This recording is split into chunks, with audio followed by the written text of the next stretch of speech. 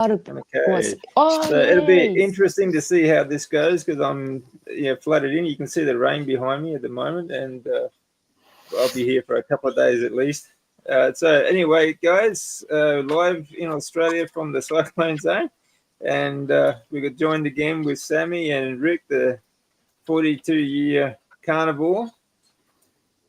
All right, so today we're going to talk about all things carnivore and, of course, whatever else comes up, I guess. so, Let's so how you see. doing over in Yokohama, Sammy? Everything good?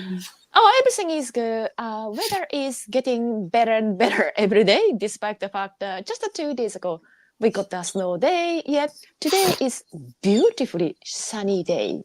I love this one. Thank you. Oh, that's good. Excellent. How about you, Rick? How's everything going over there? Oh, it's hot and humid as usual. It was 87 degrees today and supposed to rain tomorrow, but we'll see. It was a little cool a couple days ago, but it's like anything else. We get 14 good days of weather a year. The rest of it is like a sauna. So if you want to live where the sauna is free, just come to South Florida, and you'll never have to buy a sauna because you just walk outside or just get in your car and turn the engine off, and within 15 minutes, you'll feel like you're in the worst sauna you've ever been in. Is it something, do you think that because of the global warming? No, our problem here...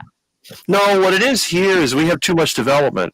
There's so many apartments and buildings, and what happens is all these air conditioners running, they're putting out heat, and it doesn't really get that much hotter during the day. It's at nighttime. When it used to be maybe in the 60s, now it's in the 70s. There's just so much concrete, asphalt, and buildings, it never gets cool. But if you go further inland, it's a little bit better. The heat gets trapped in the city area. Our city is next to Tokyo. It's a massive metropolitan city. We have an exact same problem. And it does the same thing with the rain. Sometimes the thunderstorms will actually move away. You can see them building, but there's so much heat in the downtown area, it pushes them inland. So it's just like what they call a heat island effect. So it's not really so much global warming, it's just overdevelopment. More localized problem. Yeah. Yeah, that's right. I mean, we can't really affect the climate so much, but cities are always much hotter than they are than it is out in the countryside. There's no, there's too much ground cover, too much bitumen and concrete, and just traps heat. Yeah, I think that one of the biggest mistakes human being ever made is agricultural evolution. Previously, we were nomadic. We didn't destroy the nature, the ecosystem. Would you agree, you guys? We still had, there was still even hunter-gatherer cultures still built cities. They still built towns. They were small towns. Oh, is it? There was a town. Yeah, but a lot of the ruins that you see now, that happened because entire cultures died out when they went from hunter-gatherer to agricultural, and that was more of an energy crisis because we were pretty much hunting ruminants to extinction basically, because they weren't. Instead of going to crops and agriculture, they should have gone to regenerative farming of animals. Right. But entire cultures just died out because they went from eating meat, fatty meat, to eating grains. Grains, yes. A lot of the ruins that you see or you find, especially around Europe and other parts, even the Middle East, even Egypt and other places, it was all just destroyed by going to crops. Yeah, Egyptians, interestingly, they got similar diseases like us. Cardiovascular events and, type 2s. And I don't know they got the cancer or no, but at least they are metabolically got the weight havoc because of the grain-centric diet. Yeah. Isn't it? Yeah, that's right. Yeah. They've got all the Western diseases, same as us. Yeah, and even the deserts there, like around the pyramids, used to be, forests before they went to agriculture. So... Oh, wow, is it? That was all cleared. It was all cleared to feed slaves, and basically, I don't think it was just for slaves. I think it was mostly because the energy crisis that we were facing at the time, that there just wasn't enough, regenerative, like animal farming, rather than they just going to crops, and they destroyed the environment. And the same thing happened in America. They created a dust bowl in the middle of America when European settlers started growing crops. It used to be all grasslands and covered in buffalo and so on.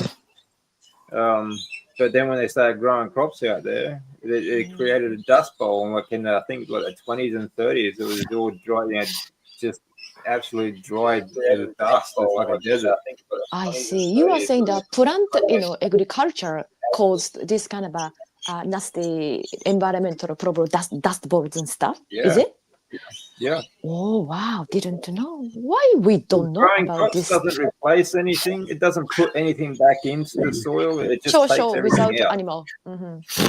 Well, the other problem is that in order to grow crops, you have to keep disturbing the soil. You have to keep plowing it. You have to you harvest. And the soil structure is actually a combination of bacteria and fungi. And the problem is when you keep plowing and you keep farming, the clay or the fine particles float to the top. And then when it rains, the water doesn't really go in like it's supposed to. It'll usually run off. Then you have erosion, and then it fills the waterways with silt. But then the biggest problem is that network of fungi and that network of bacteria that live with the grass are gone. So if it doesn't rain for a while, what happens? The soil starts to come apart. And then when it does rain, instead of the water penetrating, it just runs off. So over time, it gets worse and worse. You go into a drought, and then you have a crisis. Next thing you know, the soil's blowing away, and then you have a disaster, and that's what the Dust Bowl came from. That wasn't the first time that they had droughts in this continent, I'm sure. But the thing is that because of the agriculture, it got rid of the resilience, and then it just sort of collapsed. And this is the problem. I have a question, Rick. If we dump the many, fungi, the bacteria, and yeast and mold and all of that into the depleted soil after the monocultivation, it's going to be rejuvenated? Yes. Easily? Just it's like I've done in my own yard. I mean, the yards around here are basically just nothing but rocks and sand and not much dirt. There was no good dirt at all. It was just nothing, It was like you go to a construction site and you see there just isn't any good soil. But after years of composting, years of having plants grow, because the thing is that every plant has fungi and bacteria that live along with it. There's native plants that we had in Florida. There's these pine trees. And what they started doing about 20, 30 years ago, they tried to plant them to try to restore native plants. But almost everyone they planted would grow for a while and then die. Well, I came up with a theory just from experiment. I thought, what if I took a pine tree that was growing in a forest and I brought it into my yard and then I planted it? Well, it grew. But unlike the ones that they planted by the street, mine continued to grow and get bigger and bigger. And the soil was exactly the same. But eventually I figured it out just from trial and error that the fungus that lives in the soil actually coexists with the plant. And there's a lot of plants that they need it. They won't grow without it. There's another plant called a coral root orchid, which you can't transplant because if you try to dig it up and plant it somewhere else, it dies because it needs that network of fungi in the soil. And this is one of the things that a lot of people don't understand. When you farm land and you keep growing the same crop over and over again, and you keep tilling the soil, you keep exposing it to oxygen, you disrupt the bacteria, you even disrupt the protozoa and all the other things living in the ground. It creates an imbalance. So what they have to do, they have to put chemicals on the soil so the plant has what it needs. But in the natural world, plants grow in forests, they grow in communities, and they coexist with these microorganisms. So it's very important that that not be disturbed. And normally as a forest grows, it starts in one area and it spreads out. But when you try to grow the same thing over and over again, eventually the diseases, the pathogens, they take over. So this is a little something that a lot of gardeners don't understand. And the problem is to try to mimic the natural world is a lot of work. It's like trying to grow a plant in a container. You have to put just the right amount of water, just the right amount of fertilizer. And if you mess it up, it dies. But you take that same plant, you put it in the ground and let it do its thing. Sometimes it doesn't get a lot of water, but it still manages to survive. You may go months without raining because it's gotten into that soil network and there's still a lot of moisture down there, even in the dry weather. But the problem is that we humans, in our short-sightedness, we always try to make things better, and we always end up making things worse in the process. Yeah, instant gratification, isn't it? plant the Yes. seed, grow, yay, that's it. Yeah. Right. Yeah. Yeah. I mean, at the time, like the Dust Bowl, like farmers just didn't know any better. You know, we've spent so many years, especially like coming from Europe, and that it was just it was the same thing. We went to the agricultural sort of revolution. We thought that was the way to eat. But you know, nowadays the problem is these corporations, these corporate farms that destroying the environment. But you know, the other thing is like you can like regenerate soil like Rick does, and you put a lot of compost and stuff like that. This takes time. It takes a long time. I don't think we can do it as efficiently as animals can, though. The ruminants, they stomp everything into the ground. They push all these nutrients back into the soil, and you know, even that way, it still takes years for the topsoil to return. You know, like that's one of the problems Australia has now is that the topsoil has run off so much that there's very little topsoil left in Australia. And, you know, that's why you know the deserts are actually growing. And like even on the land where I am now, there are patches where it's just hard surface clay because all the topsoil has been run off. You know, so it's a real problem. And it takes, I think it takes like about, even with regenerative farming, it takes about 6 years for every inch of topsoil that you develop. So, Yeah, you know, in my yard, because it's so small and I put so much work into it, I can develop an inch of soil in 2 or 3 years. But the thing is, it involves grinding with the lawnmower, raking, and then water has to be put in. It takes a lot of inputs. But an animal does that already. Any animal that eats grass or other materials, it's composting in an environment of low oxygen. It's an anaerobic environment, which means that you're getting more complete composting. If you try to compost in the outside, you have to keep turning the pile so it doesn't become anaerobic, because if it becomes anaerobic, it will stop composting. But because the animal is constantly circulating through the digestive system, it doesn't matter because it's going to be turned into waste. And then that waste, it has the minerals unlocked in such a way the plants can absorb it faster. So if you took grass and you cut it and you threw it around the trees, it could take months before the minerals are released. But if an animal eats it and they process the material, when it comes out the other end, I mean, everybody knows how manure is used in the garden. We would get cow manure, horse manure to put it on the garden to make it grow faster, because that decomposition takes place so much faster inside of an animal than it can in the ground. So that's one of the things that people don't understand. Yeah, that's right. You know, it can happen in a matter, you know, about an hour or so, and then it's you know, compared to months of trying to wait for it to break down by air is so much faster. They're incredible machines. They really are. Don't you think kind of it's similar? It has a similar concept of eating fermented vegetables for as a human being. Not vegetable, you know, to digest it, to detoxify that. It's incredibly nutritiously bioavailable for us. Yeah, that's right. Yeah, I mean, we have to ferment the vegetables first, you know, for probably about a month, like sauerkraut in salt, before we can actually digest anything out of it, or you know, get rid of the toxins, and then we can actually break it down in our colon as well, or in our digestive tract before it reaches our colon. So, you know, that's the only way we should be eating any kind of plant material. It has to be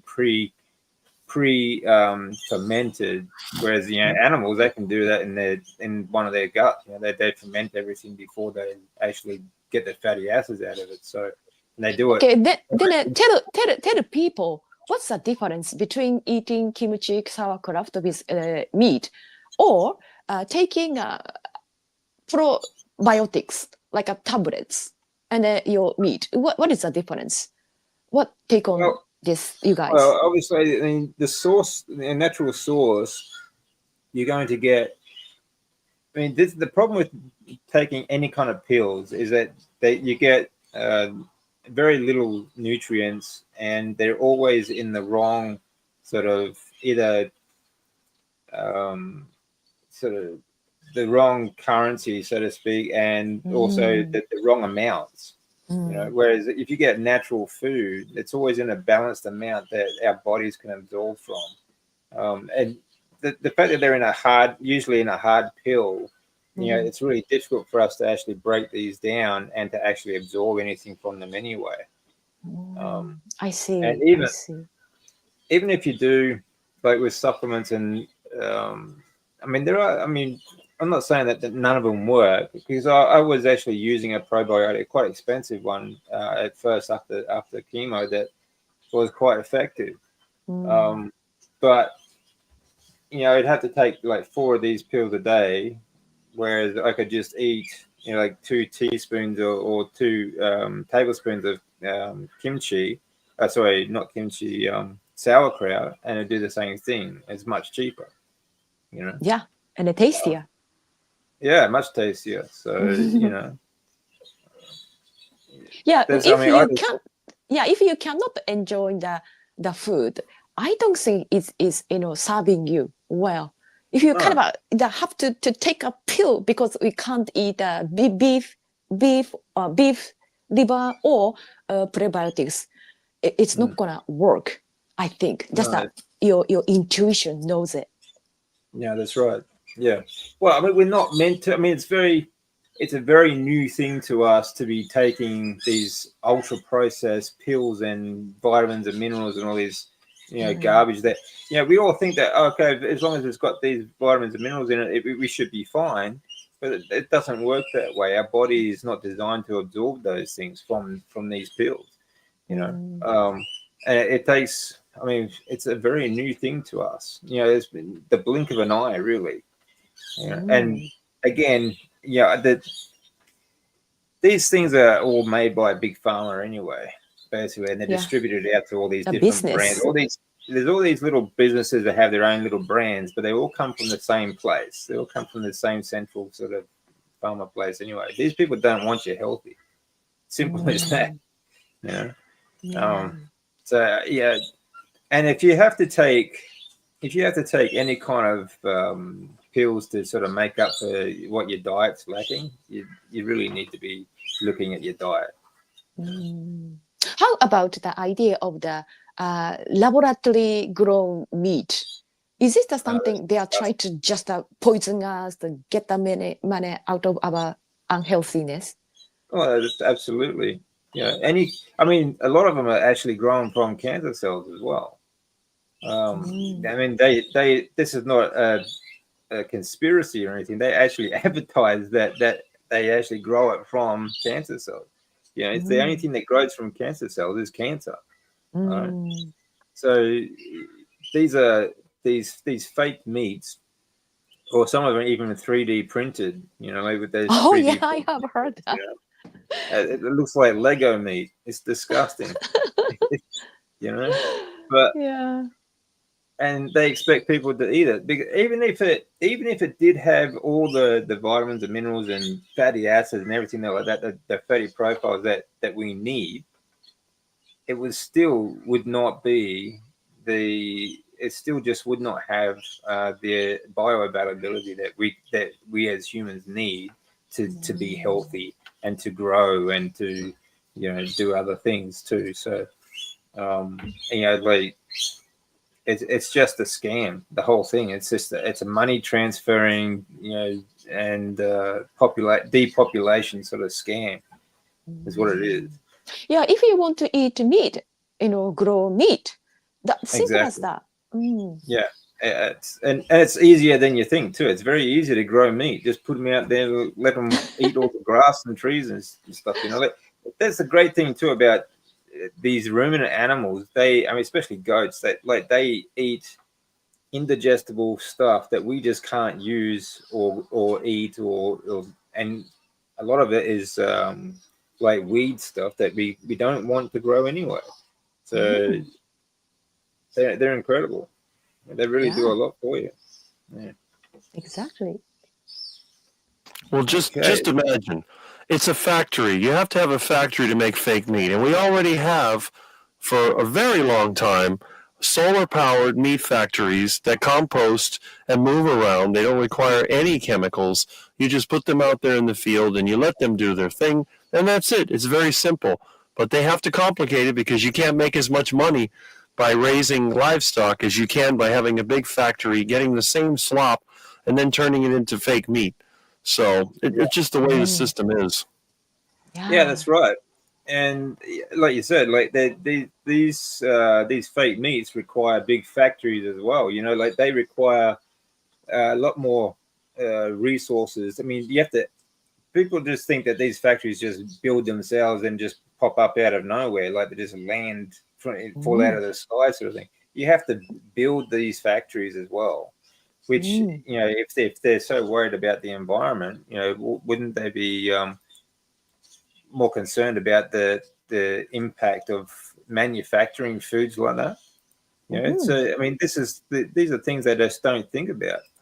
You know? Yeah. Just going back to the what our ancestor did, that's gonna solve majority of the problems in this society, isn't it? Diet and absolutely. The food system, and you know, electricity, everything.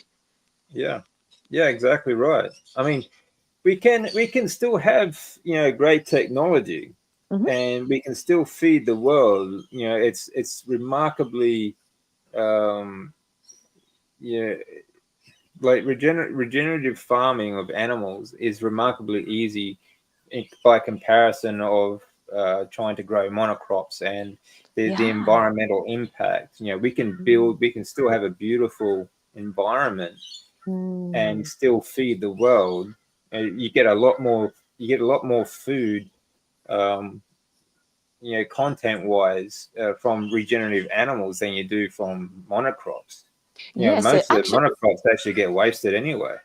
Yeah, and monocrops is the something that we have to have a certain land, but the agriculture, you know, the practice, raising animals, we can do it. Hilly, rocky, pebbly, sandy, they can graze everywhere. Anywhere. Yeah, they can graze anywhere, absolutely anywhere. Most of the land that you need or you use for animals, you can't use for growing crops anyway. No. The only thing we should be growing crops for is to feed the animals. Yeah. And these days, majority of the corn production and the up being used for ethanol, for car or something like that. Yeah, that's right. Yeah, same kind with, of I find it disturbing.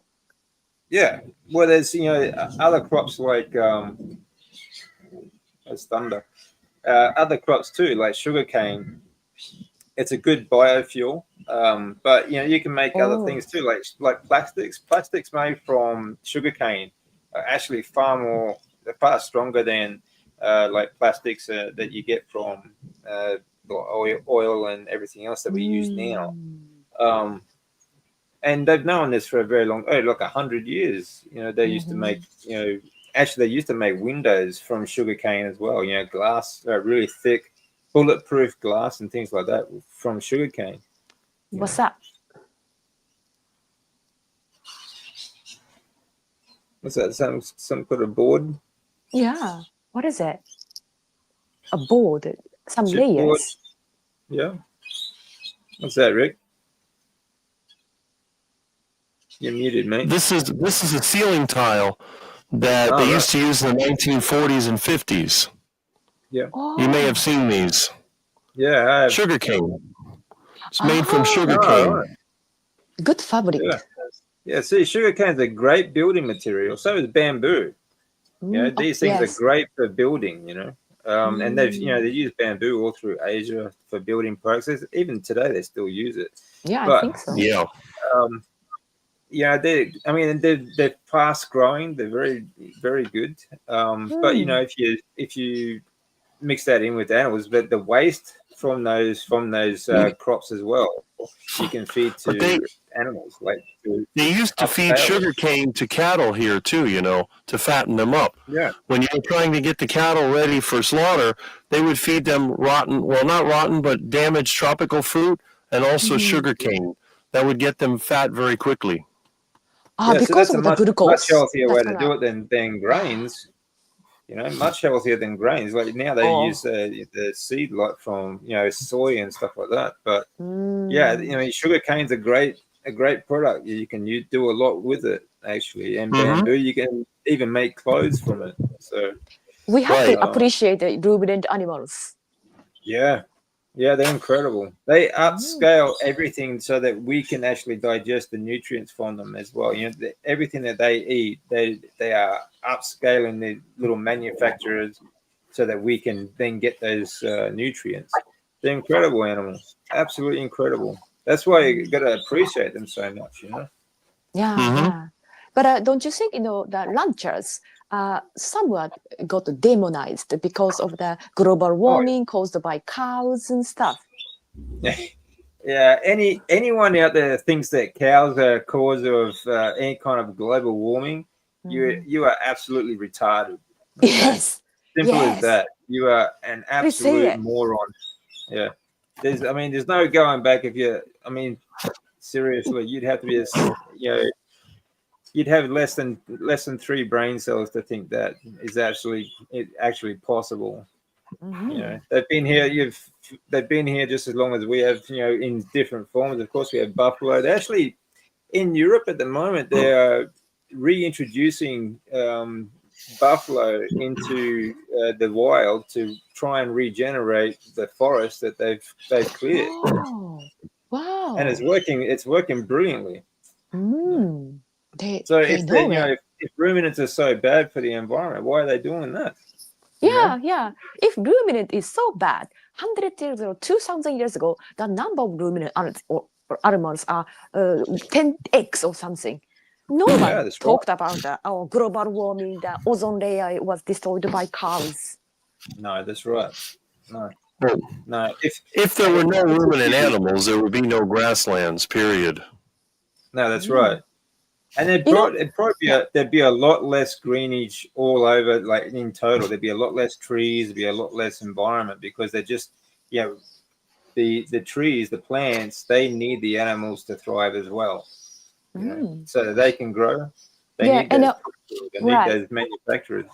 Exactly. Do you remember that we had a almost fake pandemic for years, during which we observed the improvement of the water, air pollution, all of that. We didn't kill animals. What we did stopped commercialization, stopped the logistics. That Yeah. that was the thing that ruined the environment. Everybody Yeah, should have that's right. known. No, that's right. Yeah, exactly.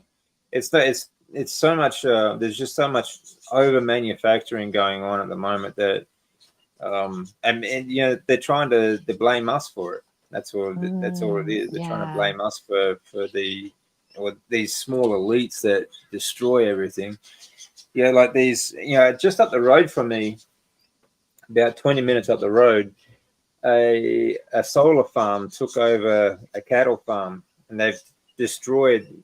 You know, they've completely covered this farm in solar panels for Wow. electricity. And they've completely destroyed the grasslands. There was beautiful grasslands beforehand. Now, there's a lot of power behind it. Even the local council here didn't want it and actually tried to block them from doing this. But they, in the end, they had no say. The federal government here let them do it. No. There's a lot of power and a lot of money behind these things. And honestly, all they do, if any kind of moron thinks that covering grasslands in solar panels is better for the environment than cows, honestly, absolutely retarded. Any kind Yeah, of quite moron thinks that, opposite. yeah, it's exactly the opposite. They are destroying the environment in the name of so-called green energy. And there's nothing green about it. Yeah.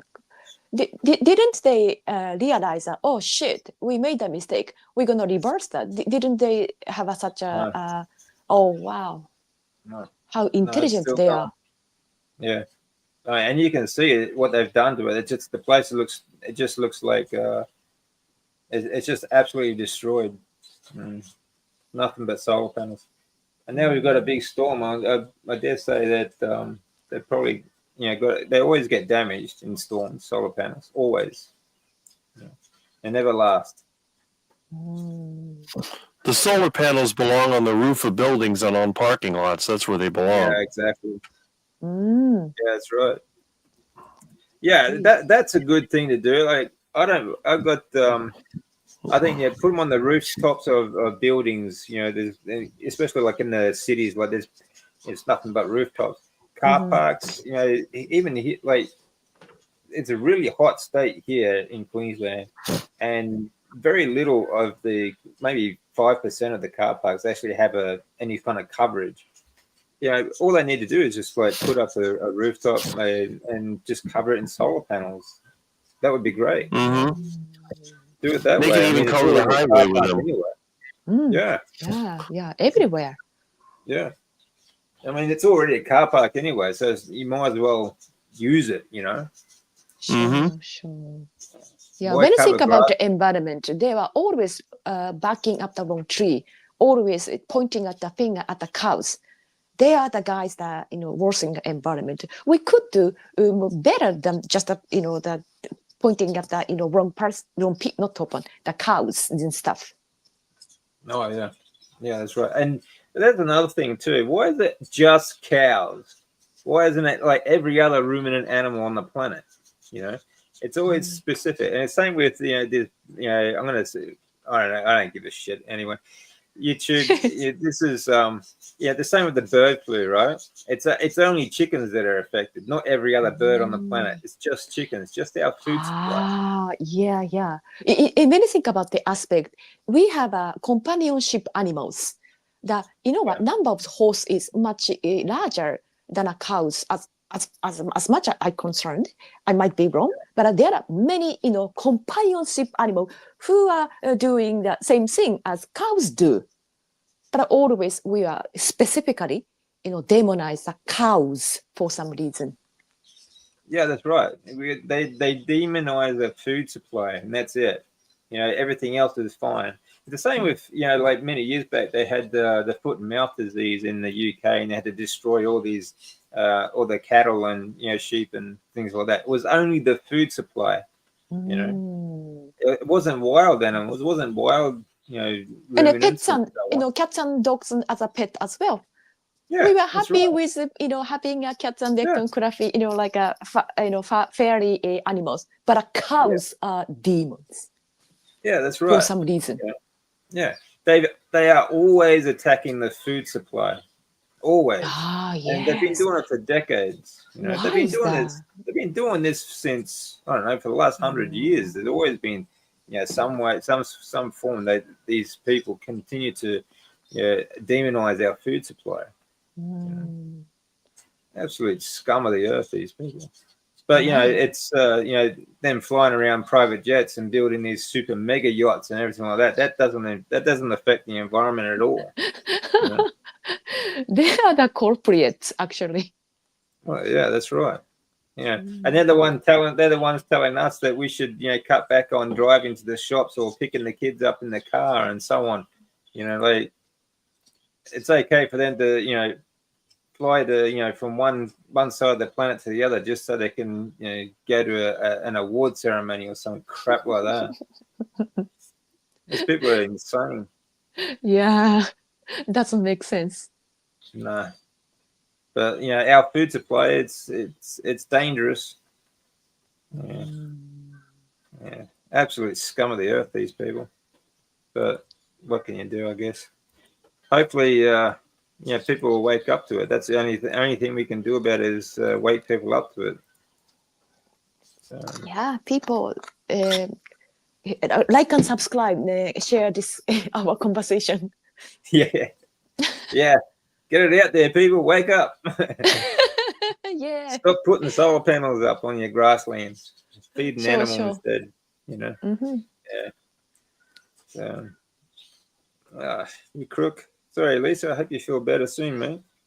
That's Lisa Wanderers. She lives in a caravan, and she sort of drives around Australia. She's up at Malini at the moment on the coast. So far, becoming never-ending story. Yeah. I mean, it hasn't been. It's been a bit of a fizzer actually. It's not. The last week it's been very windy where I am. There's a few trees down, but nothing too big. But now we're starting to get a lot of rain, and it's starting to flood. Different areas are starting to flood a bit, but it's not too big a drama really. Just I mean, for me anyway. Some areas are got a bit more damage than I did. but that's not a big deal here. Mm. Yeah, I'll show you guys. I'll see if I can show you where I am.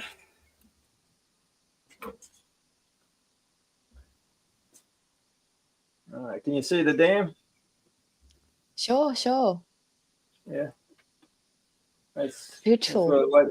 It's quite nice today. Mm. It's been raining quite heavy, but some of the services are out, but it's not too bad. Mm. Yeah. Nice view. Yeah, it's quite nice, isn't it? Yeah, it is. I'm jealous. I live in a little bit city area, very industrialized. I can't see any green. Yokohama. It's gray. Mm. Welcome. Yeah. I've been to Yokohama a few times. It's great to visit, but you're right. Like, it's so Not built bad. up that it's nothing but buildings and so on. So Sure. how's your ducks going, Rick? Are they coming back? Well, they were coming back, but the raccoons have returned. So what I'm going to have to do, I thought about trapping them, but I think I'm going to have to eliminate them. So I'm going to have to go out there at night with a crossbow and start taking them out. They just will not go away. They keep coming back. There was 5 of them walking around a couple of nights ago. So there's a lot of them here. I don't know where they're living. I can't understand it because I never had them before. So I'm going to try to get rid of them. Also, I may have to build a duck house. I used to keep the ducks in a duck house at night. I may have to start doing that again. So, but my ducks I guess they've gone to the canal. I don't know where they are. But they were coming back and then they disappeared again. Yeah. Yeah, that's the problem with raccoons. The pack animal too, so they get quite big packs too sometimes, like rats. Don't they afraid of human beings? No, not so much. I don't think. No, I mean I've walked right up to them before they walk away. They're easy to get. I mean, I could get them out there. I could shoot all of them without a problem because they go through They were garbage. so confident. Well, they come out they'll be out tonight. They usually come out Wednesday night because the next day's garbage day. So when people put out their garbage cans, then they go through the neighborhood, and then they know how to open the lid and go in the garbage. Are they carnivorous? Are they omnivorous? Herbivorous? They'll eat anything.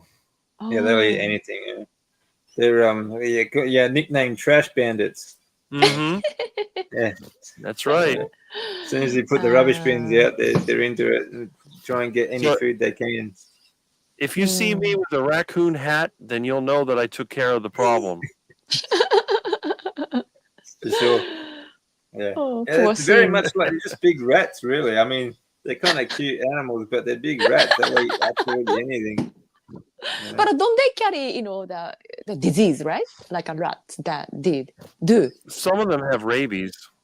Oh, okay. Yeah, it depends on where you are. Like in America, they have rabies. Yeah. We don't have rabies in Japan. We don't. No. Yeah, we conquered the Japanese raccoons they're a little different. They're sort of, I don't know. They look kind of more polite. Kind of shaped look more like a barrel. They're kind of fat, furry little things, but really, they're funny. Yeah. The fear-mongering media has been over the top. Oh, absolutely. Yeah. I've had friends in the USA frantically contacting me. Yeah, absolutely. This has been a big fizzer. Actually, they keep like here in Australia for the first time ever before a cyclone. Usually, like they don't do anything until afterwards, right? They wait till the place has been destroyed, and then they say, "Oh, okay, we'll start helping people." Well, after they've already been flooded and killed and all this sort of stuff. But this time, before it even got here, before it even started, developing, they're like, "Oh, there's a big cyclone coming! There's a big cyclone!" And everyone's fear mongering. All the media's going crazy, and you have to do this, and you have to do that. And people started panic buying. It was an absolute bloody. It was a chaotic mess. I went shopping. I had to get some meat about a week and a half ago.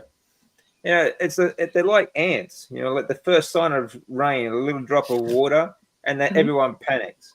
It's crazy. Yeah. Unbelievable. Yeah, Mhm. people get panic when they're going to buy toilet papers and pasta.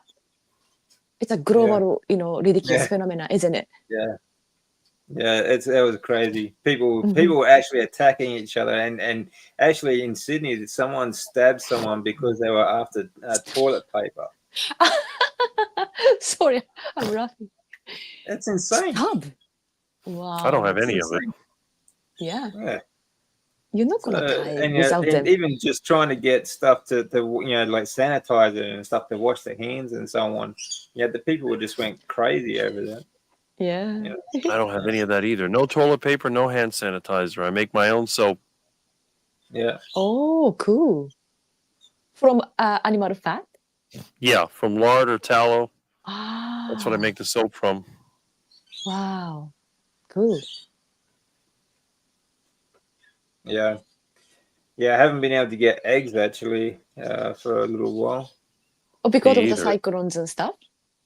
Well, I don't know. They this fake food shortage. They've been killing off all the chickens and Ah, stuff as well. I So see. and some of it's pretty expensive, like something like $15 a dozen of eggs. Oh, It's wow. actually, I mean, it's cheaper. It's cheaper to buy lamb. So Mhm. I've been buying lamb and Oh, just eating that cool. instead of eggs. So which is Hmm. Yeah. it's okay We with don't me. we don't have lamb. Yeah.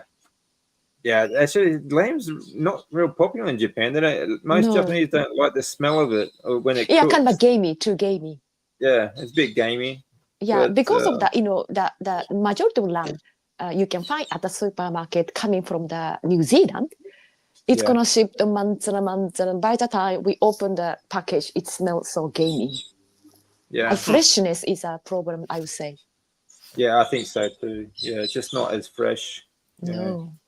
So, but great meat for fat. Great fat. Yeah, I omega love lamb 3s. fat. Mm, yeah. So, well, there's some huge deal. Yeah. Oh yeah, good. Yeah. It's been pretty good. What are your food supplies like in America at the moment, Rick? Well, it depends on what you want. They had a lot of pork. They had a lot of chicken. You can still get chicken cheap. Meat, the Yeah, beef, it kind of comes and goes. They did have a sale a couple of weeks ago, but it's been expensive lately.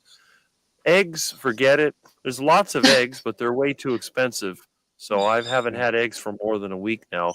And with no ducks, I guess it'll be a while before I get any more eggs.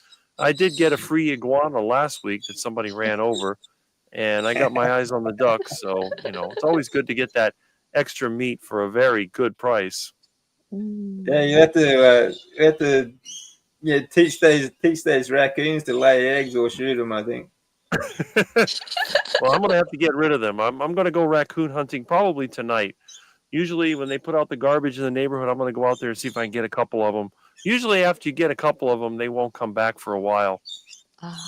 Yeah, Rick, yeah. the wild animal is kind of a lean, isn't it?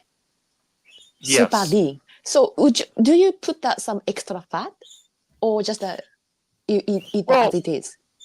I mean, iguanas, I usually just boil it up, but sometimes I deep fry them in beef tallow or lard. I mean, most of the Mm.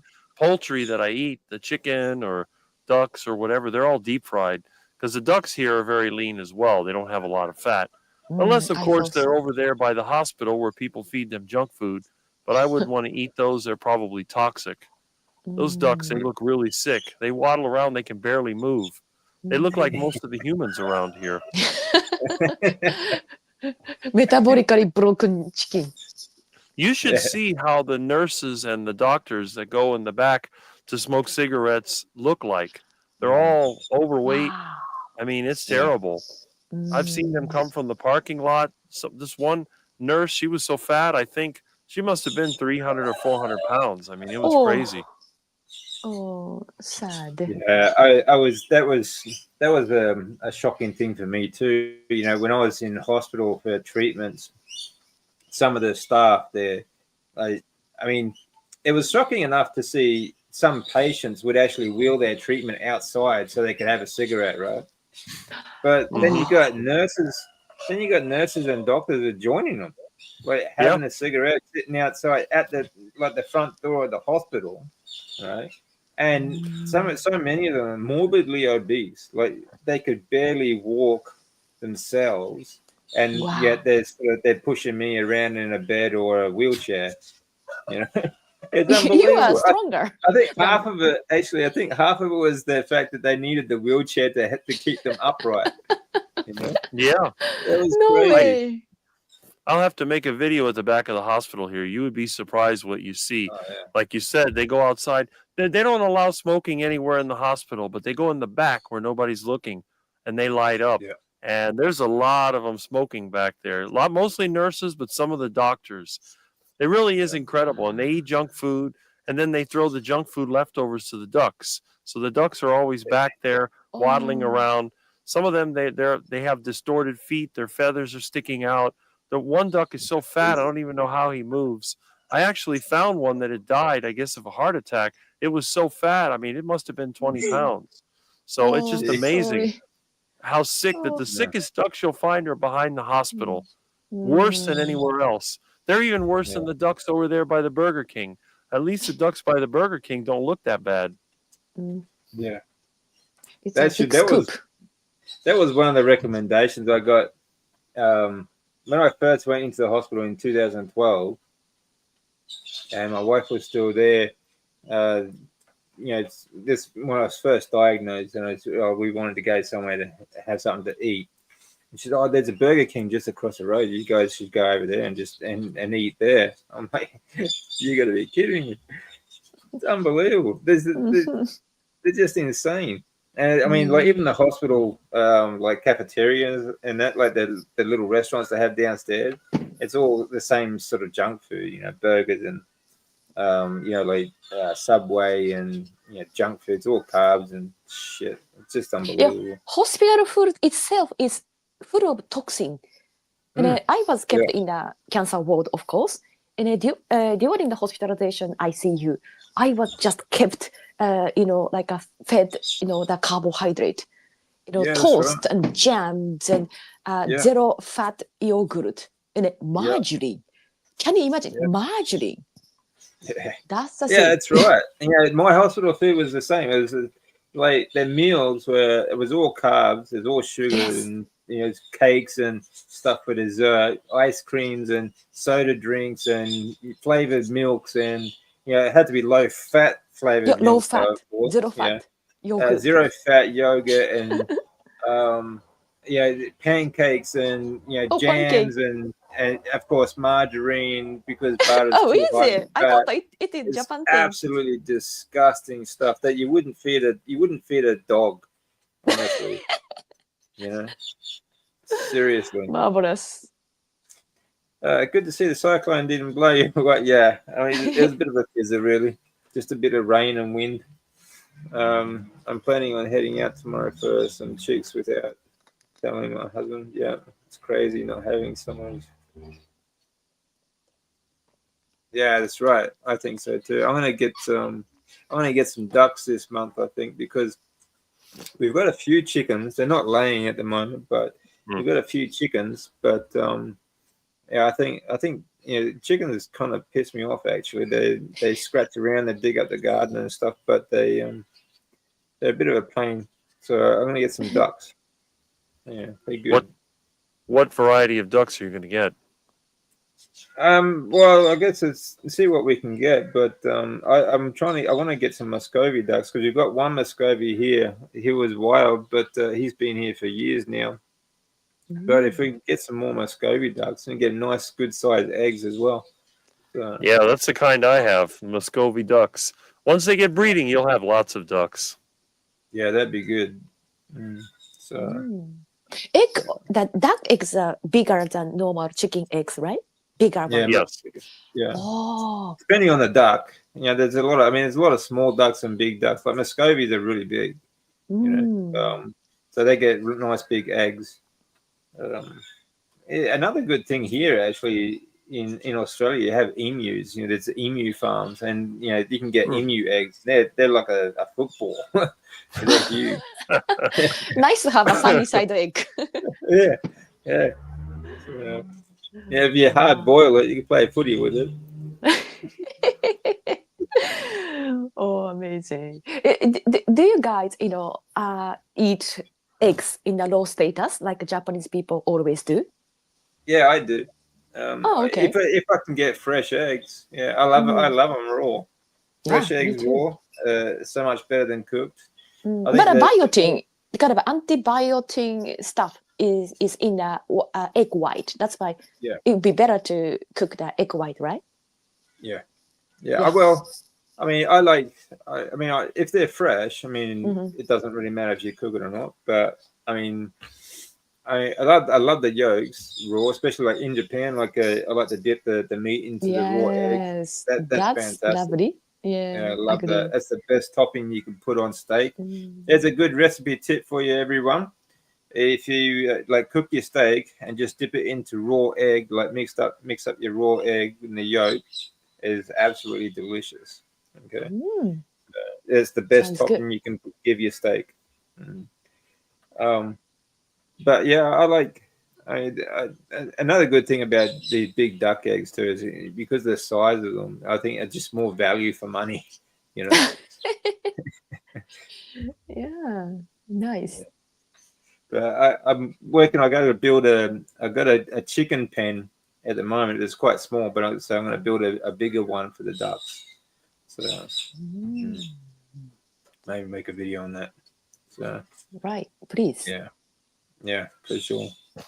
Yeah, it's a shame you're not around here. We got lots of wild Muscovy ducks. No, that'd be good. Yeah. Oh. Yeah, I mean, like you said, Rick, once you start feeding them, they just come around and they won't leave. You know, as long Oh, as you keep okay. feeding them. Yeah, so they're good like that. Yeah. Mm, I mean, they can fly, but they just don't go anywhere. And, as long as you mm, keep feeding them, you got like where we are now. They've got water, they got food. There's nothing else they really want, so they mm. don't go anywhere. Of course, they like, free lunch. Yeah, Mm-hmm. yeah, that's right. Everyone likes a free lunch. Of course, I would love that. Yeah, that's Yeah, what I don't roadkill is, mind. isn't it, Rick? What's Right, that? right. That's what roadkill is, isn't it? Free Oh lunch. yeah, well that's Mm, what I got last week. You see, I see an iguana runner. I made a video of it. You could see it if you want, but I'm mm. like, well, it's free meat for me. I'm not going to let that go to waste. Yeah, for sure. Yeah, but I mean, I got nothing against that if it's fresh. Like Hmm. When I I was mean, younger, we used to have deer around here, and they would get hit every now and then. So we had roadkill deer. But there's nothing. The only wildlife we have here is 2 legs and plastic Oh, surgery. wow. Your experience is so amazing. Well, I've been here a long time. It was a pretty nice place before, but it's just the development is out of control. It's reached a limit. Mm, I don't think you could stuff any more people in here. Well, they keep doing it. They keep building taller and taller apartment buildings, but I don't know what they're trying to accomplish other than making mm, money because they've ruined our quality of life. I had to work in Miami Beach. It took 3 hours to drive from there to here with my friend. It's like ridiculous. I could drive mm, upstate for that amount of time. It's just mm, insane. yeah, that's right. People sit in traffic all day, and the wages here are low, and they cost a lot to live here. So I don't even see the point. I Yeah. see. Mm. Yeah, it's kind of like the Gold Coast here. It's kind of like rich people's playground now. It's just overdeveloped, and no one can really afford to live there, except these rich people. But Mm, all the people that work there, they have to live like an hour's drive away, pretty much. mm. It seems Hmm. like the polarization between rich and poor is becoming more obvious and more obvious Oh compared to yeah, the when Hmm. we were young. We are kind of the same age group. That's why we are old enough to remember the last century, right? yeah, that's right. Yeah. Yeah, Even just middle age class people. Only dad was the only person who kind of earned the money. Left of the family member, kids and wife, they didn't work, but somewhat they could manage to go to the vacations and got the house, got the cars. But these days we couldn't do we? Hmm. no, Right. that's right. Yeah, that's right. That's part of inflation. Like it used to be like in the in the 30s and 40s, you could have like just one person working and have one parent at home raising the kids like a team does. You work together to build a family, and they could have multiple kids. There used to be, families. Some families had like 10 kids or more, but Yes. on one income. But now, you have to have both parents working 2 or 3 jobs just to pay the bills, and if they're lucky to support one kid, that's what inflation does. Yeah, but at Inflation the is same just time, another tax. yeah, but at the same time, we say that ridiculously rich people at the same time, isn't it? Yeah, That's right. I think a problem rather than becoming poorer. Yeah, well, that's what they're trying to do too. They're trying to get rid of the middle class. They just want 2 classes. Like mega rich and mega poor. That's all they want. Yeah, until the mega poor rebel and eat the rich, and then the cycle starts all over again. Exactly. Oh, revolution. Yeah. Well, it happens every couple of 100 years. It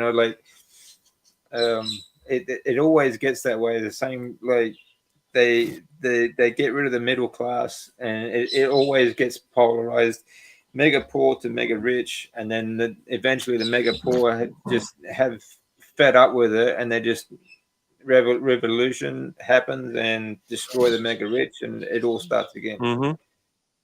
Right. It's just like in cycles. I think you guys can do it, but Japan though, we were very good at being obedient to government. It's near to imposed to protest the government, protest the authority. This is our culture for some reason. You know that, right? Well, yeah, I mean, like that. I think a lot of that stems from like the samurai era as well. There's all these different little warlords had the peasants and so on. I think that's all very new still for Japan. I mean, they did have. I mean, there was a civil war there, like in the 1800s, but it's not like. I think.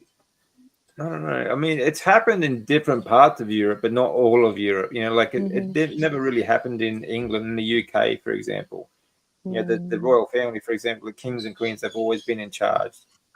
In different parts of like Poland, for example, when the communists took over in the 70s, everyone just stopped working. They didn't have a revolution. There was like no shots were fired or anything like that, but everyone just stopped working. So because no one was paying any taxes. A strike? Yeah, that's right. Like a strike. The whole country went on strike, and so eventually the communists just got fed up and left.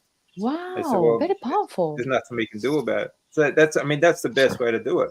Yeah, French people are very good at protesting, like a boycotting things all the time. Well, I mean, when the French had their revolution, that was more about, like when Napoleon took over and they killed the royal family. That was more about the communists taking over. It's kind of like the Bolsheviks in Russia, So I see. We need that just kind of upside down. Yeah, that's right. Yeah. But I think it's a very simple thing to do, except that the problem is you can't get people to actually work together, unfortunately. Well, they wouldn't even have to fight. All the people would have to do is refuse to go into debt and just don't spend money they don't have, and the whole thing would collapse. But the problem is that people continue to do it. They play the game. But you don't have to do anything violent at all. Just do like I do. Refuse to go into debt. Don't spend any money, and the system will fall apart. I mean, that's a weakness. Every one of these mega billionaires, they need millions of people to give them their money every month to keep the game going. They have everybody on subscriptions, prescriptions, and whatever else they can do. So they hold out hope. It's like these scammers, which is one of the reasons I started on YouTube. I wanted to expose scammers. Everybody has some plan or some formula for how to make your life better, how to get rich, how to get women or whatever. And it turns out that their formula is very simple. They just take from you. And then that's how they get rich. They don't have any secrets. And it's just like the billionaires, the mega millionaires. They're plugged into the system. The system is designed to keep everybody in debt and everybody desperate and suffering. And they take money from it. I mean, that's it. All the inflation goes to them first, and then it trickles down on the rest of us and causes us to pay more money. And once enough people understand that, I don't know if that'll ever happen. What probably will happen is it's like it always through history. Maybe 5 to 10% of the people will get together, and then they will rebel, and that's enough to overturn the system. But then the problem is that 5 to 10%, then they'll become the new elite. So for a while, things will get better. The average person, things will benefit, and then the whole cycle starts all over again. Everybody gets into debt. Then the inflation comes, and then it's the same old thing. So I don't think that they'll ever find a solution to this. Oh, the history is repeating. Yeah, it always and that's the whole thing about revolution. You know, it keeps on going around and around and around. It keeps coming around. It's exactly right. But we don't have to do anything. The same is, that this crap that happened in the last 4 or 5 years now. All we had to do is say no. Like, it wouldn't have lasted 2 weeks. That's what I did. Exactly. Just do nothing, and nothing would have happened. But you get these useful idiots that panic and these tools that think that they're just obeying orders that are actually enabling these dictators and so on. I don't blame the dictators so much. Okay, I blame all these useful idiots that follow orders. Because they're the ones that are actually pushing it. Otherwise, if Bill Gates is a no one. He's an absolute nobody. He's a spoiled little mama's boy who was, his parents were mega rich bankers, for example, and there's always the same story. Like, they started this business in their garage. The Google guys, Gates, and all these other. That is absolute bullshit. Like Facebook, for example, like the day before Facebook started, there was a CIA program called Meta, all right? And they closed it down one day before Facebook started. And then now, all of a sudden, Facebook is named Meta. These are not coincidences. These people did not start these businesses in the goddamn garage. All right? Gates didn't design or build anything like called Windows and everything like that. He bought an outdated IBM software thing, added a few things that he stole from Apple and all this other stuff, and got some engineers to package it up and ship it out, and became this billionaire. These people are not geniuses that started in a garage. These people have very big backing behind them. Okay? I believe like Elon Musk.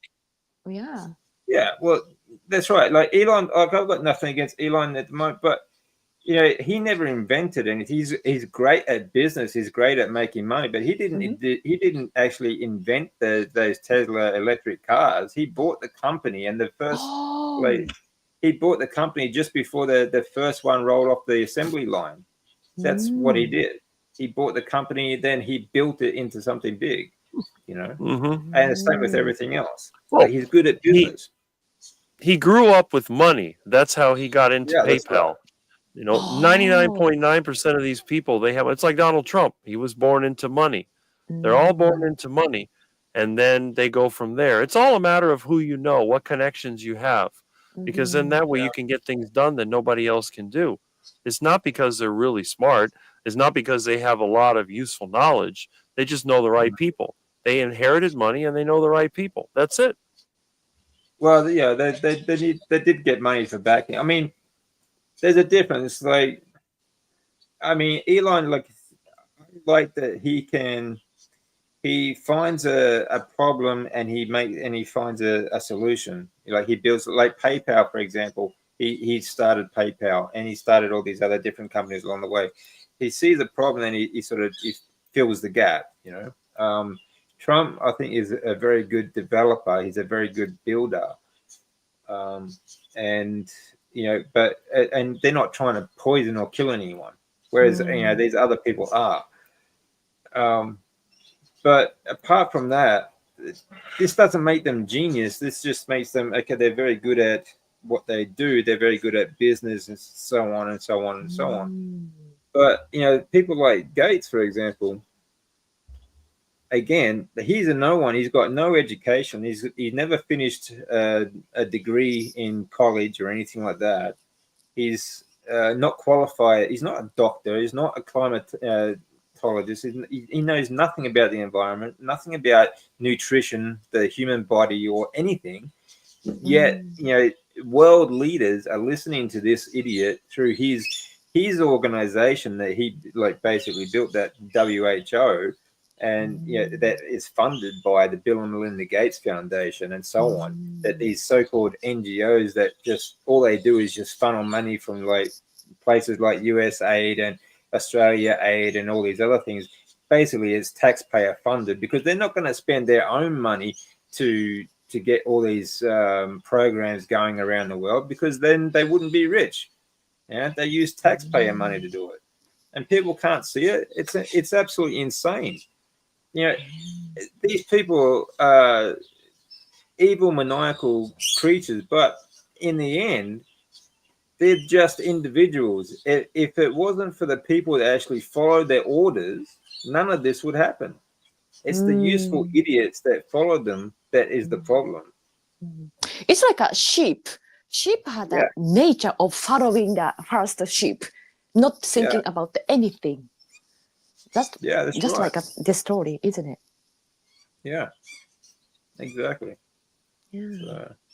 So, yeah, absolutely correct. They're all bogus stories. Yeah, none of these people started in their garage. It's absolute bullshit.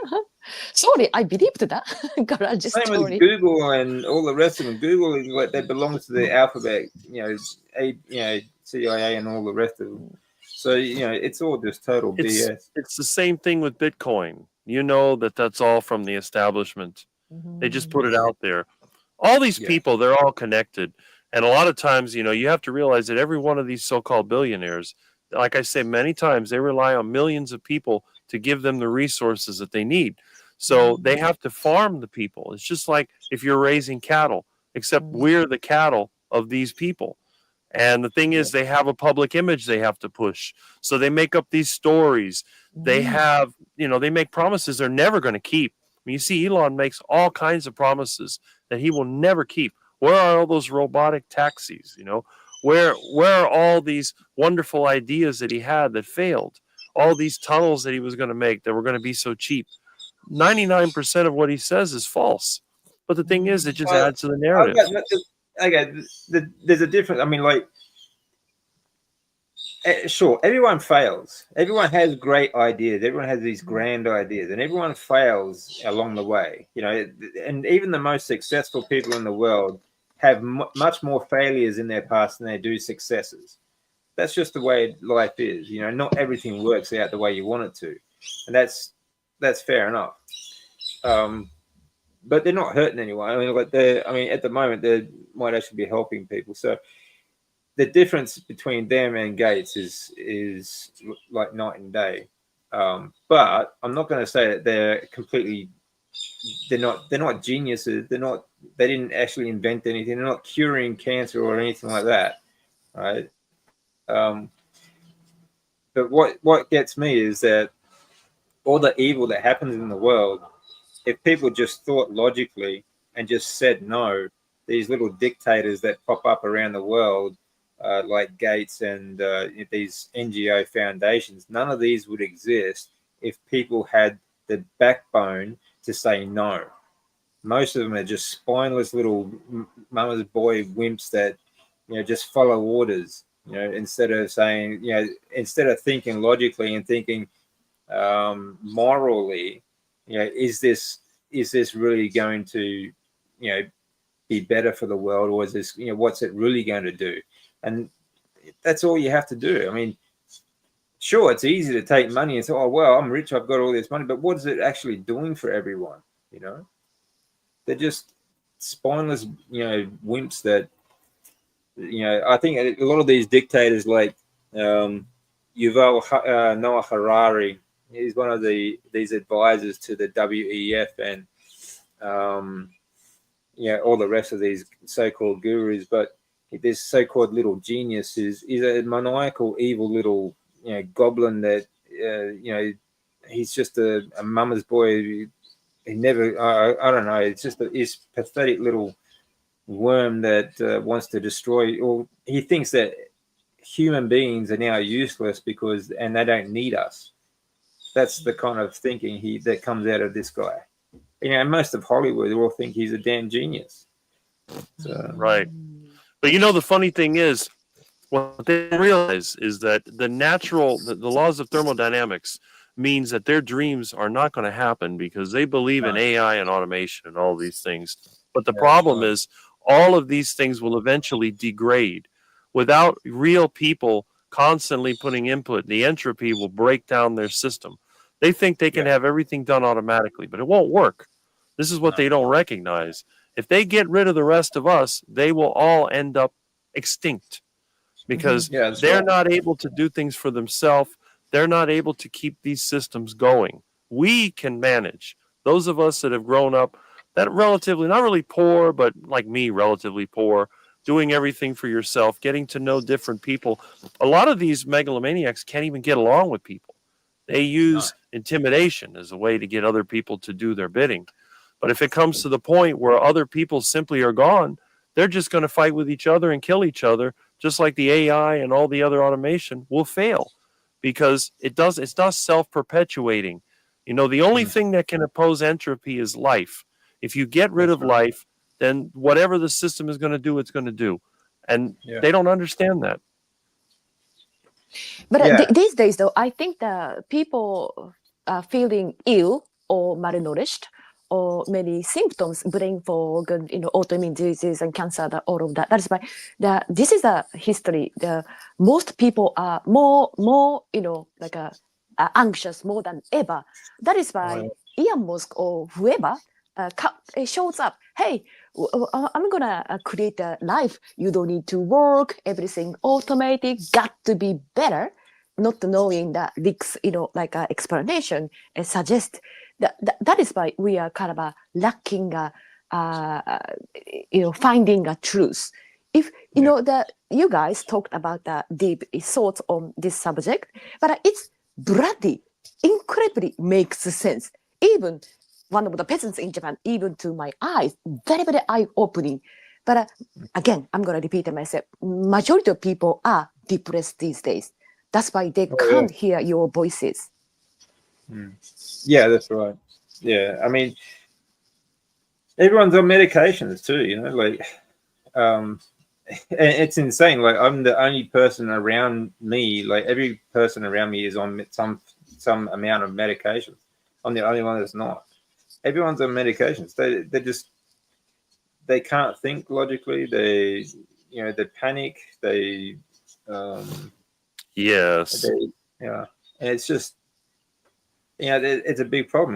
The world, I think, I posted something about this actually the other day. I think America and Australia are the most dependent population per capita on antidepressants, for example, which is insane. It's supposed to be rich, easygoing countries.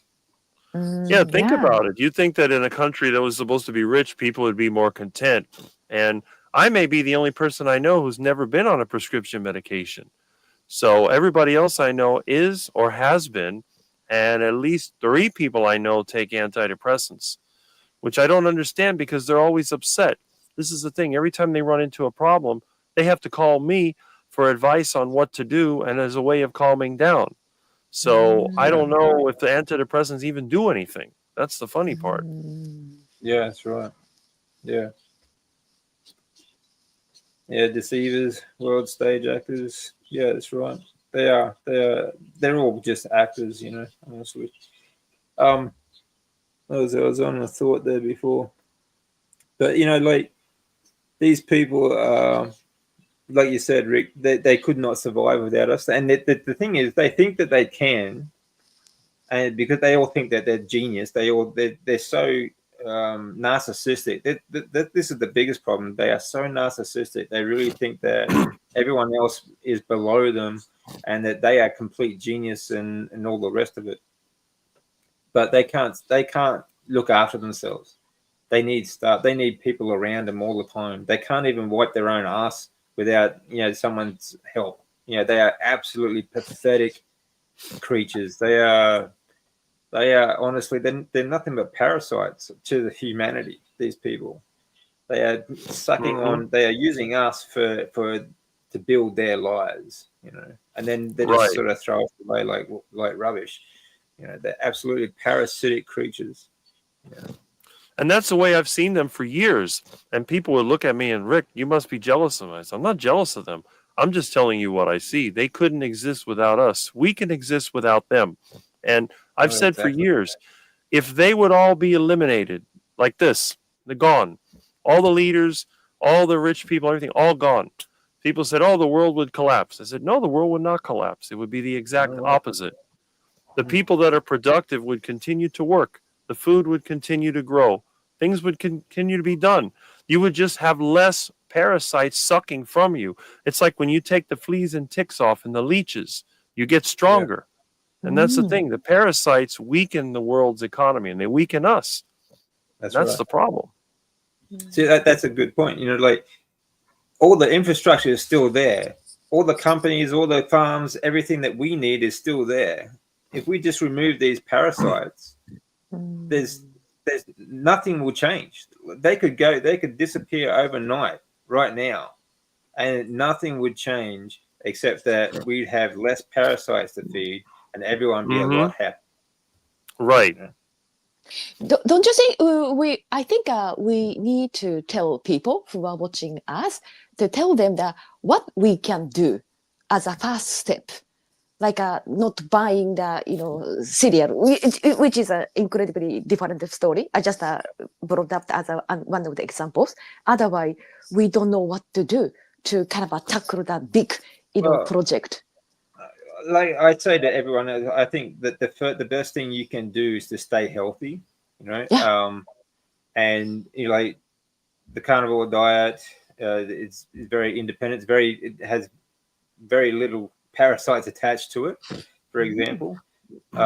If you can raise your own food, then that's even better. But like Rick said before, stay out of debt as much as you can as well.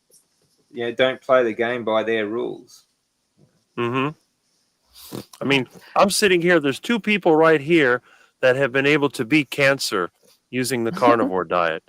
And then there's a quack right here who may have avoided a lot of health issues by being on the carnivore diet. So I've been out of the medical system. They haven't made any money off of me. I've never bought a new car. I've never had a mortgage. I am probably the biggest enemy to the system that they could ever imagine because I don't spend money I don't have. Now, if I had a lot of resources, I would probably invest in other people that I know. I wouldn't spend it on their system because I don't buy from Amazon. I almost never buy from Walmart unless it's something that's cheaper than anybody else. I don't use subscription services. I'm the de-influencer. The thing is, it's like my friend said, if everybody was like me, they would go out of business, and that's true. But the thing is that the other people, the people that provide valuable services, they're in business. I still eat food. I still have to buy materials. So I think what I've tried to do, I've tried to educate people the way I think, but it's impossible. Most people look at me like I'm a quack. So I admit I'm a quack looking for a heart attack, and then they can laugh about it. But the thing is, as time goes on, I see people suffer for no reason. Oh, they tell me they have diabetes. I have a friend that has, what was that disease that he has? A pancreatitis, I said, look, you're eating too much rice and beans, all that pasta. Oh, I don't eat any sugar. I said, yes, you do. Everything you eat is sugar. You eat a tiny little bit of meat, and that's it. And then people drinking sodas and eating chips and all these things. And they live in artificial environments. They work under artificial light. They never go outside. They have no idea how to grow anything, how to do anything. If they get a flat tire, they call the roadside service because they think that the less they do, the smarter they are. The person that does physical labor is an idiot. The person who sits back and lets everybody take care of them is the smartest one. But see, that's exactly right. But that is a centuries old mentality. Like the term redneck, that came from like the people who did nothing, the parasites who rich and did nothing basically. If they would separate themselves by a class, they'd call everyone who worked outside a redneck because they always had a burnt red neck. That's where the term redneck comes from. It's just these elites trying to separate themselves from the lower class. And it was the same in Japan. That was how the makeup for the geisha sort of started. You know, it was in Japan. They always loved having the really white face and white neck, because that proved that they were rich. You know, whereas the farmers, the people working outside in the field, they were very dark skinned because they had a lot of sunlight. You know, every culture is the same. They always have they try and separate the poor from the rich. You know, they always want to be separate, and that's where the term redneck comes from. You know, I see. so it gets my goat when these idiots who you think they're hipster bloody woke morons that millennial kids who say, oh, you don't agree with us, you're just a redneck. You don't even know what redneck means, you bloody moron. Stupid little wankers. I'm also out of the medical system due to carnivore. I was on 7 different prescription drugs. Yeah, excellent. Very good. No more. So, yeah, and not only that, when you're on the carnivore diet or you're on the lifestyle that I have, you generate almost no waste. It's it's like a whole different thing. Here in Miami, they generate more waste per person than anywhere else, I think, in the U.S., because people here have a throwaway mentality. And people here are very lazy. Most people don't even cook. You see them ordering food. They go out to eat. That seems to be their way of doing things. And they don't cut their own grass. They don't do their own yard work. Everybody else does the work. I'm the only one here that does everything myself. So it's just a lifestyle. And the thing is, when you're on the carnivorous lifestyle like me, you hardly ever go to the store. Everything you need, you stock up. It's a whole different way of looking at things. Yeah, that's right. Yeah. I feel guilty about it. Yeah, I don't have any gardens, a yard to grow anything. I just literally living in the massive city area. But listening to you guys' story, at least establishing a foundation of the health, and I try to kind of aim that sustainable life. Even small effort, that's gonna make a big difference. The thing is, I mean, for health especially, whether it's physical health, mental health, or just emotional health, I think live as naturally as you can. And it's a very unnatural world, but you just need to live as naturally, like mimic a natural life as much as you can, as much as and for as long as you can throughout the day. Yeah. I eat my dinner around noon, not naked, wearing light clothes, so that I get the suntan, the sunlight, all of the industrial praise. I can do it. Yeah, that's good. I mean, we do what we can with what we have available to us, So it's a good book. It's a good book. They're called Your Unfair Advantages. Now we all have unfair advantages because everyone's an individual. No one is the same on this planet. We are all different, and there's nothing wrong with that. I mean, physically our bodies require the same thing, but emotionally, like spiritually, we are all very different. But we all have talents and things that we are good at, and we all have our own unfair advantages. Okay, so that just means that use the things that are available to you now to do what you can to stay healthy, to succeed, to do whatever you want to do. Use the tools that you have available to you, and that's all you can do. Yes, agree. When you guys talk to friends and family about carnivore diet, how do you handle the knee-jerk reactions? From my experience, I try not to even talk about it. Okay, good. Actually, I made a short video about this topic. I'm getting asked, how convince my friends and family to carnivore? You don't need to make a fuss, because you can't change other people's mind. What you can do is that making yourself as a role model. You will see your improvement, health or mental or all of that. That's the thing they see, and then they are going to change their mind. Other than that, I don't break any wall, nutritious wall, never. Yeah. I have a vegan friends, by the way. Yeah, they're impossible to talk to about diet. How about you, Rick? I don't get a knee-jerk reaction. Everybody knows what I eat. I've eaten for such a long time. It's just sort of a given.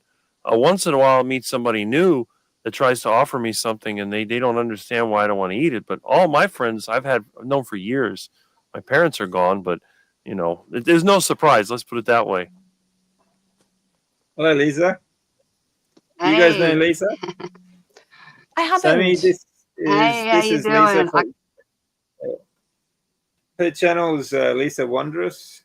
Lisa She Wondrous. Alright. wanders around Australia. Hey, nice to meet you, Lisa. She lives in a caravan. Nice to meet you. Oh my God.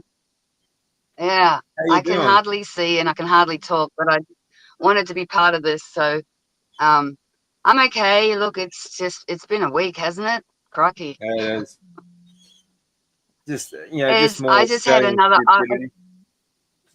I was watching you guys before, and then I got yet another phone call. I've just had non-stop people going like, "Are you okay? Are you okay?" Because media, man, it's been incessant. Like, Yeah, crazy. it's been relentless Crazy. But yes, actually. I'm okay. This And the and I told you scaremongering. why, right?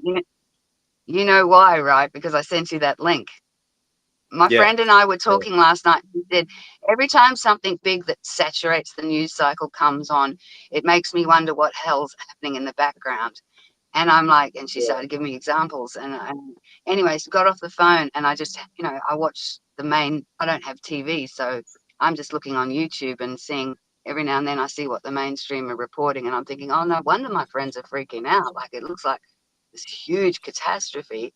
And I'm like, yeah, look, it's just a really bad summer storm in Queensland. This happens, and I'm fine. And then I find this link and find out that, oh, AI upgrade to 5G network. We've just signed a deal with Elon Musk to make sure that our cell phones now run on AI and use Starlink, so you can get your internet, you can get high-speed internet anywhere you are just by standing outside. And I'm like, I sent my friend a message and I just went, you were right. Yeah. Look over Yeah. here, don't look there. Look That's over right. here, don't look there. They've been. That's what I was saying before. Like for the first time ever, they're actually out ahead of this so-called storm and like all this big media coverage. But at the same time, they're upgrading our networks to 6G in Australia Yes. and putting these AI programs, this AI coverage network across the country. So I know. It's crazy. I mean, I'm already nervous about AI when it comes to YouTube and stuff. Like, I'm seeing so much sort of, I think that the differentiation well, I think it's between like anything. It can be real used for good things, but unfortunately, like, people always use it for other things as well. But we'll just have to wait and see, I guess. we have to There's a know lot what's back real. on.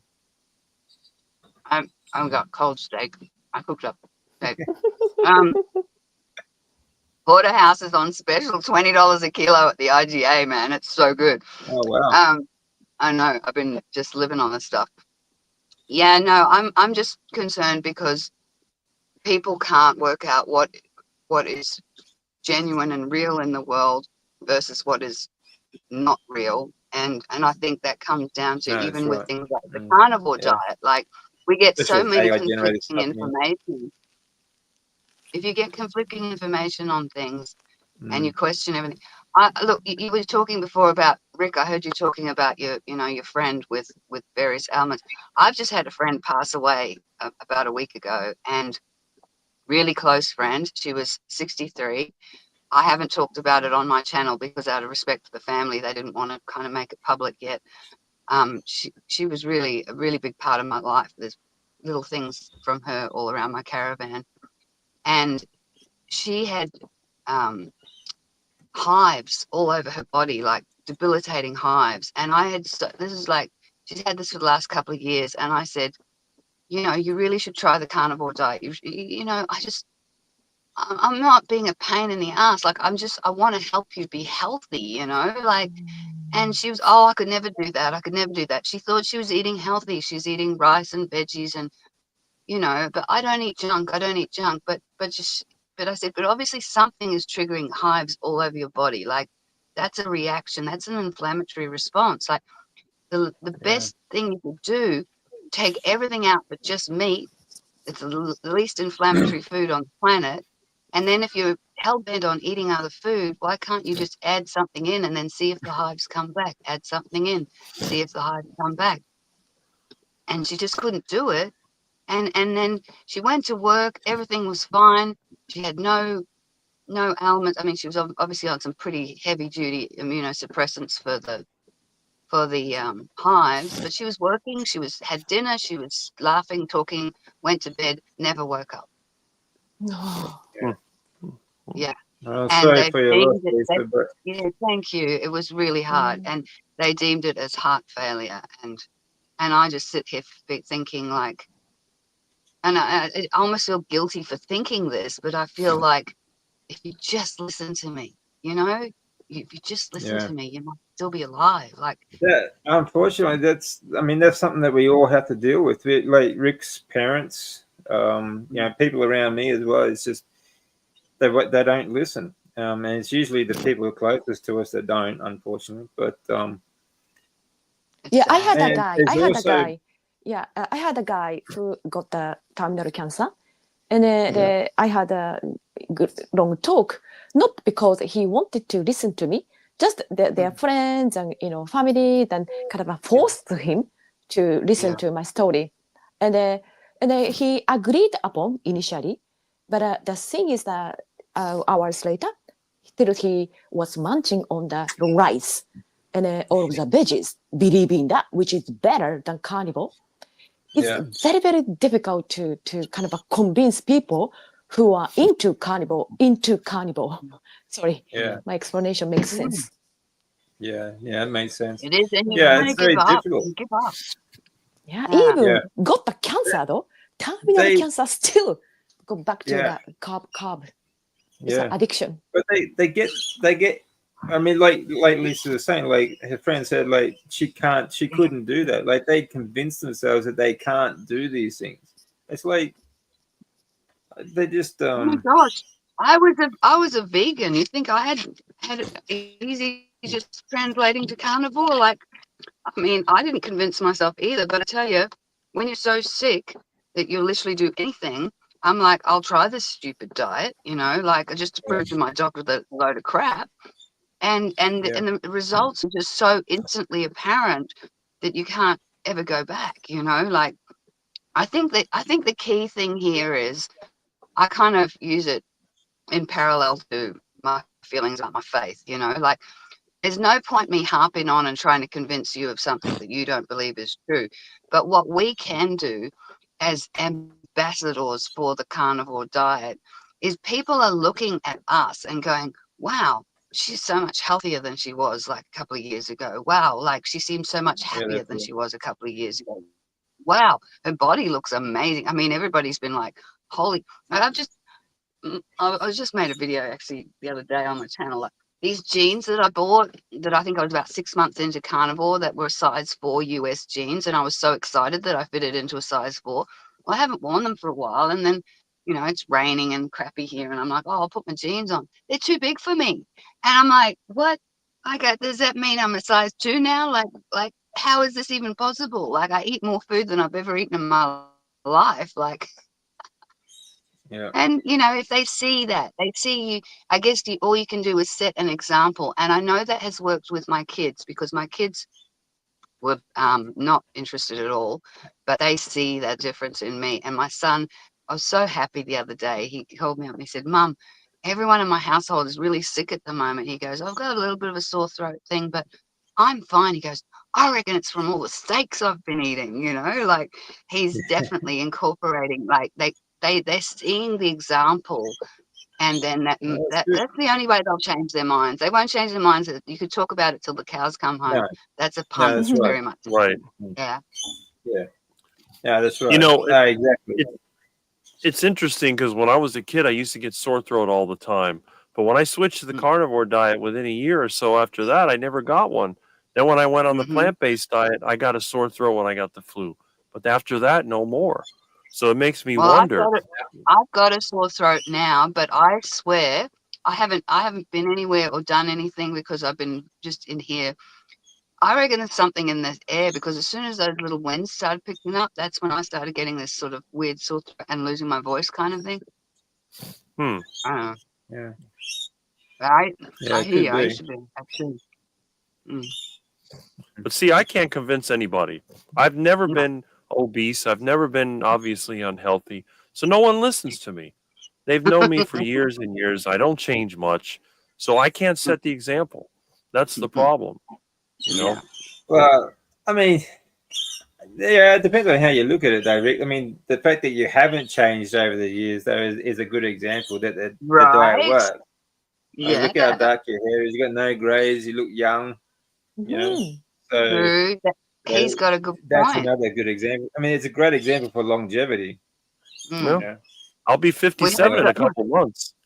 Yeah, I'm Yeah. 56. So, and this is the thing, Rick. Like, I mean, especially, you know, like Dave's saying, like you haven't changed is a testimony in itself. Because how many people of our age, like I know most of my friends, and even me, I started getting a bit plump around the edges, and we go, oh, it's just a part of getting old. You know, you look, most people as they get older, they get a bit more sedentary, they get a bit more rounded. You know. We're It's not. interesting because I was at a yard sale and I sit on the ground all the time. I squat down and people look at me and they're like, if I sat like that, you'd need a crane to pick me up. And I don't think about it. I behave the same. When we were kids in elementary school, they used to say you sit Indian style on the floor. Well, I still do that, but Yeah. I'll be 57 this summer. It's I'm like, sitting Indian style right here.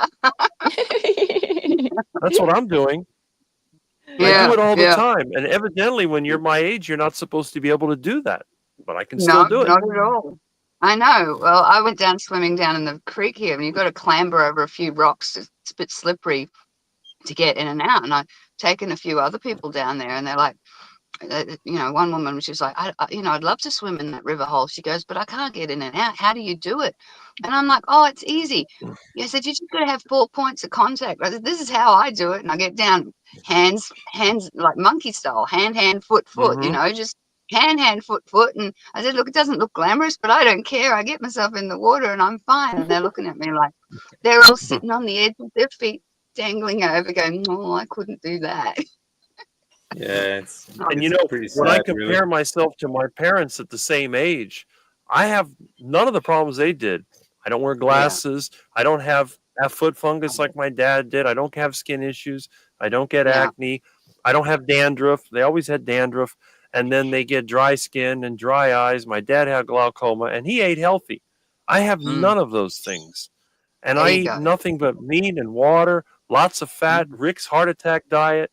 No heart attack yet. My blood pressure is lower than anybody else I know. It's incredible. It's like, how in the world did this happen? I thought I would be dead. I should have been dead by now. You're eating carnivore diet for 41 years. You should drop dead of a heart attack. Where's the heart attack? I work all the time. Where's the aches and pains? Where's the stiffness? Our vegan friend said, oh, you're going to become stiff. Your joints are going to be stiff of all the meat that you're eating, and it's acid and this and that. I mean, it's nonsense. It's all nonsense. Yeah, it's all garbage. And it's like that in itself. Like, I'll be 52 next week, and I can't remember. Like, when you just mentioned your old man, like I can't remember ever seeing my father look young. I think like ever since like for the last 52 years, he's always looked old. You know, always. And like I've been through the last 13 years. I've been through a lot of toxic treatments that should have aged me very well. Should have aged me a lot. I certainly aged my organs a lot. So to come back like to where I am now from the carnivore diet, high fat carnivore diet, it's a huge change. So I mean, where's the heart attack? But when convincing other people, this is really difficult. Like even now, like even from where I was to where I am, even the people around me still don't. They think I'm just. They just think I'm crazy for what I eat. And they ask me, they'll ask me like, "Aren't you worried about heart attack? Aren't you worried about this?" Honestly, like, for one, like, why would I be worried about having a heart attack? I'd certainly take that over the damn chemotherapy and being stuck in bed all the time. But Yeah. two, like, I just ask them, well, aren't you worried about, blood sugar? Aren't you worried about diabetes? Aren't you worried about all this and other things? Like, but they just look at you strange. Like, why would I be worried about that? They're just absolutely ignorant to what food does to your body. So it's really pointless trying to argue it. You can't really argue the point, even though they can see it. Right. Carnivore diet has been eaten for millennia. 90% of human history, we ate meat. If it causes cancer, it causes, type 2, it would have been died off long time ago already. Yeah, that's right. Yeah. 99.9% of human history has been here you the go. carnivore diet. 99. That's quite recently. This like in the scope of our evolution from the agricultural revolution, that is like the blink of an eye. That's like if you had like a pie chart, it would be one little line. That would be it in the history of our development. One little red line where the agricultural revolution had the last 10,000-12,000 years is nothing. So, but you can't argue with the point with these people. If they can't even see it in the difference in between, even in my situation, then there's nothing that's going to convince them, honestly. I think they think it's going to be hard. I've noticed that people, I couldn't do that. And it's just, it kind of reminds me of it. When I was young, like a teenager, I had anorexia for a while, right? And people kept trying to convince me to eat. And it was like my brain chemistry actually changed to the point where I thought everyone trying to convince me to eat was actually jealous of my willpower. So your brain chemistry changes. Well, I think that happens with carnivore in a way, but better because people think, I couldn't do that because I need variety, or I'd get bored, or I'd get this. Those things stop. Those neurons just don't fire anymore. Like, I can eat the same thing every day and I'm just as excited about it. Like, I don't need a variety of colors and flavors and elements to a meal. Food is not entertainment, food is nutrition. It is when my body knows that the stuff I'm putting in it is exactly what it needs. It's bloody excited about that, like, it's just like, I am so excited right now. Like, this steak is making me so happy. Like, and so you're kind of expecting people who haven't tried it to understand a mindset that they've never experienced. So, and they're not going to experience it until they try it. No, so, they won't. I mean, there's a lot of things going on though too, like mentally. Like we spoke about this last week. It was choline-rich foods that, which is the carnivore diet is very high in choline, so we produce a lot more acetylcholine, A, and other things that help us think better. But when you have the standard Western diet, or even the diet they think is healthy because they eat rice and vegetables, they're nutrient deficient. But you can't convince them of that. You just some people. All you have to do, all we can do is just let them live their own lives and just accept the fact that they are making the decisions for their own life, and there's nothing we can do about it. What we are already doing, what we can. And it's definitely, the awareness is definitely spreading more and more. Like, I just happened to notice a YouTube video that was suggested to me was, what were they called? I think they're called keto twins. And they were doing a recipe. So apparently they're trying carnivore at the moment, and they were making a carnivore cake. And I'm like, you're never going to get it if you're still trying to make a kind of cake. You know what I mean? But anyway, whatever. But they said something like, I think that's one of the biggest problems. I think it's one of the biggest problems, especially newbies. You have these, actually, some of these are quite big channels too. People love following them for these ridiculous Oh, the recipes and stuff. recipes. The recipes. Oh, It's all about God. the recipes. I'm like, there's no Yeah, recipes required. You slap your steak yeah, on the grill and there you go.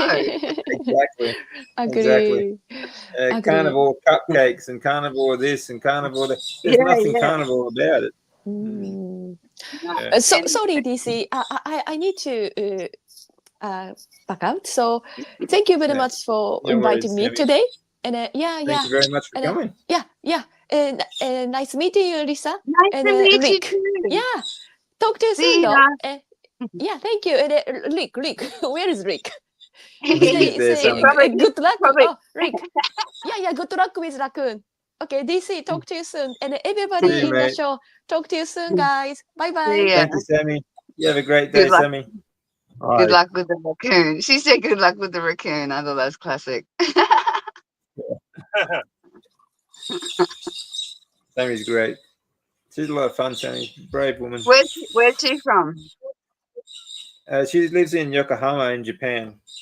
Oh, okay, cool. She was stage 4 colon cancer. Wow. Yeah, Crazy, and eh? she's managing it on carnivore diet because her hospital or doctors weren't managing it properly, so she did it No, herself. as they don't. Yeah, that's Yeah. hilarious. Yeah, no, actually, I went to a normal doctor recently.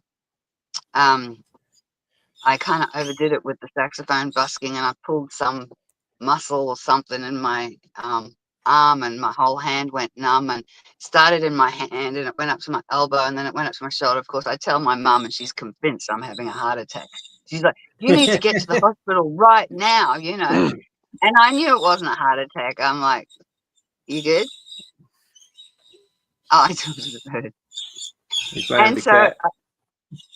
I went off, and they put me on the heart monitor and everything, and blood pressure was like, I don't know, 107 over, I think it was even lower, 90. Anyway, I've got super low blood pressure.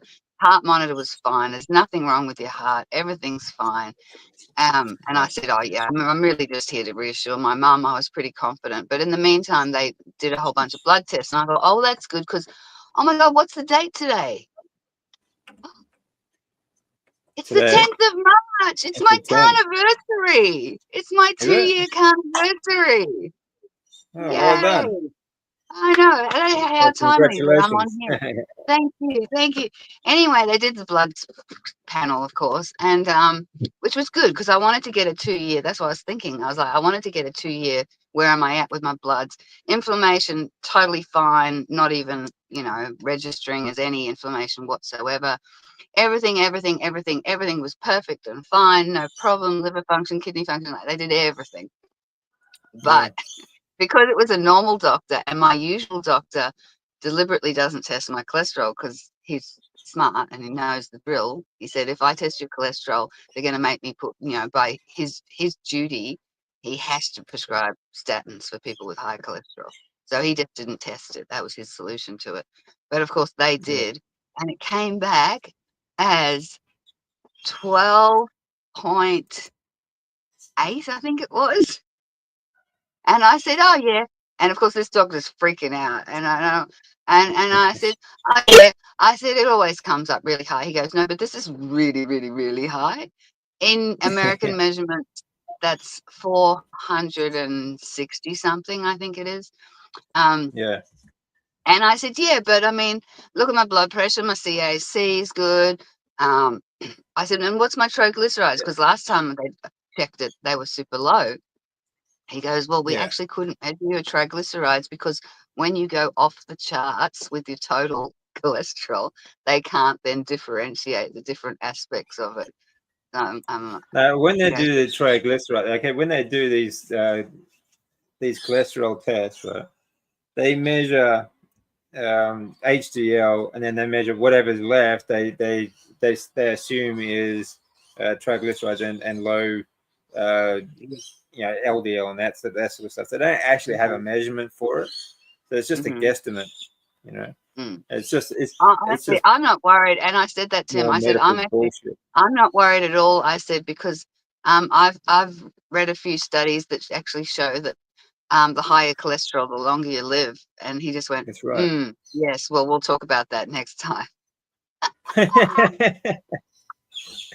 So I'll just tell them straight. I'm not going to talk about it with you anyway. Like, it's none of your business. I'm not. Your, I have your no reason to CAC go is back. clear.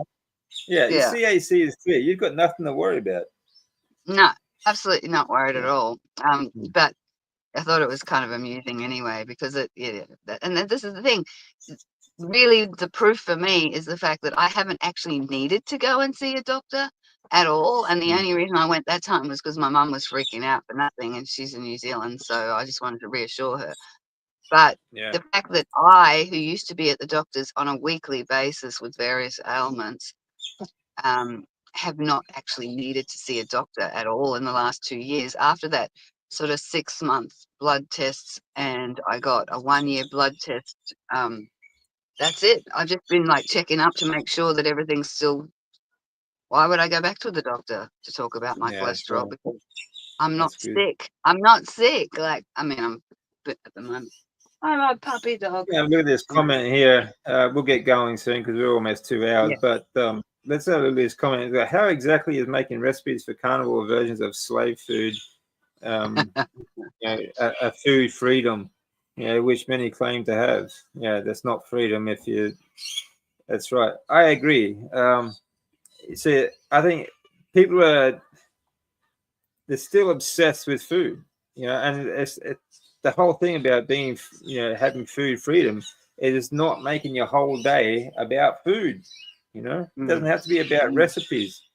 I think that was the problem with keto. Like I tried keto for a while, and I mean, I'm a reformed sugar addict. I'll admit it. And the problem with keto is that there's, with the keto cheesecakes and the keto bliss balls and the keto this and the liberal use of, they don't call them artificial sweeteners. They say, oh, it's a natural sweetener like erythritol or something like that. But for me, it was like my desire for things that seemed sweet, like obviously these girls were doing by trying to make a carnivore cake. It didn't have any sweeteners in it. It was just egg and butter, melted butter, and then they baked it in the oven and they covered it in whipped cream, whatever. Anyway, so it was an omelet with whipped cream then. Pretty much. That's what someone else said. You basically just made a souffle. So if you want to call it cake because it makes you happy, whatever, But for me, that's why keto didn't heal me, because it didn't change.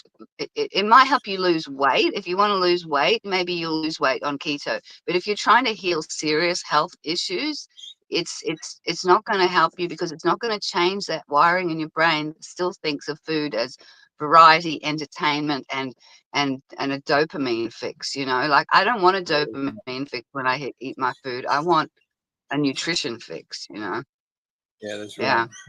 And it is slave food. I mean, I think it's like, I'm a bit of a prepper, and I've got a whole stack of food down in my shed down in Victoria, and it's all rice and beans, and I did it when I was vegan, so I've got 5 kilo bags of rice and beans and lentils, and things like that last a really long time. So you can understand why the big food companies are pushing those as a basis of our diet, because shelf life is longer, it lasts a long time.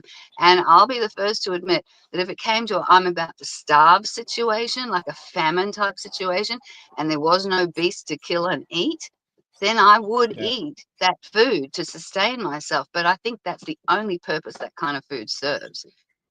Yeah, that's right. Rick's a bit of a prepper too. Rick, tell us. Rick does a lot of good preparation stuff. Yeah. Well, I keep a lot of meat in the freezer. But I keep a lot of meat in the freezer. I do have some. Oh, I have about 900 gallons of diesel and probably an equal amount of vegetable oil, and I have diesel generators. I could run this for probably 6 months or more.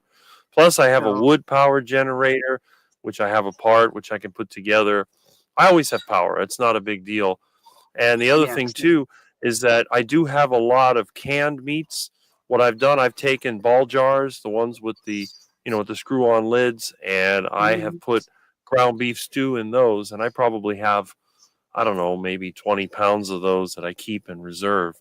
So, Yeah. and the thing is, I eat somewhere between 3 to 6 pounds of meat per day. Plus, I Yeah. was eating eggs, and I also eat yogurt. So I eat a lot of food. But if I'm Yeah. not doing much, I could always cut back to half. I could probably survive on 2 or 3 pounds of Absolutely. meat a day if I Yeah. had to. Yeah. And, I agree. you know, and I If I do had have to. some fermented vegetables. Huh? If I had to, I love that. Like I could survive on 2 or 3 pounds if I had to. Yeah. Well, I eat a lot. True, though, This is the thing. Yeah. Yeah. Yeah. When I I'm eat a off lot more grid, than like most I cut people. it down. Yeah. I eat so much more. People just look at me and just go like, seriously? Like, you know, I remember one time cooking up some steaks that were like, you know, massive. And I was with this guy and he goes, there's no way you're going to eat all that. And I'm like, you Mm-hmm. watch me, I will eat all that, no problem at all. And I'll lick the plate afterwards to make sure I didn't miss any fat. Yeah. Yeah. It's It's amazing. good. Yeah. Us carnivores can always make room for more meat. You know, a lot of times people who eat regular foods only eat a little bit of meat. But when they see a real carnivore, how much meat we can eat, they're always shocked. Yeah. Yeah, that's right. Yeah, exactly. Yeah, I mean, that's the thing too. They have such small portions of meat when they're even when they think they're eating healthy, they just have like a full plate of rice and vegetables and salads and stuff like that, like a tiny little portion of meat, and they think they're healthy. It's little wonder though, you know. Like I used to be the same way. I mean, that little bit of meat would be really lean too. It was just like a chicken breast, the driest little piece of meat you could find. So it was horrible. It's kind of sad actually. But anyway, guys, I think we've done our duty. It's almost 2 hours. So any final thoughts?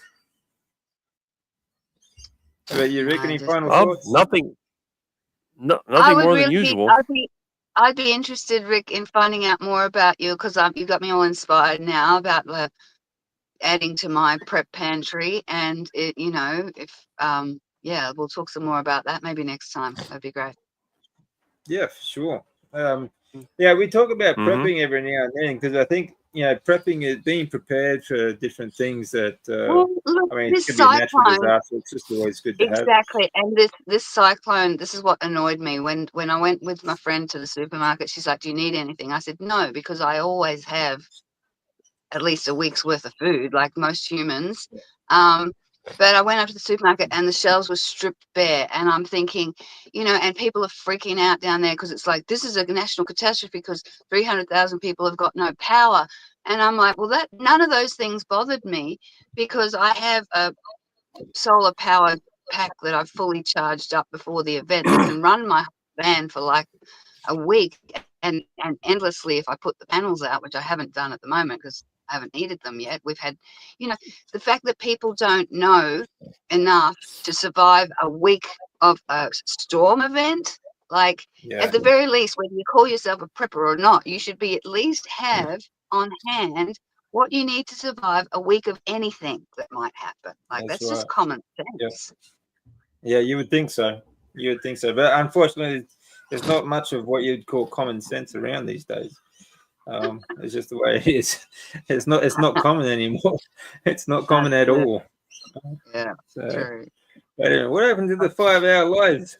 Yeah, well, sorry, mate. That's on Rick's channel. You have to live at 8 with Rick.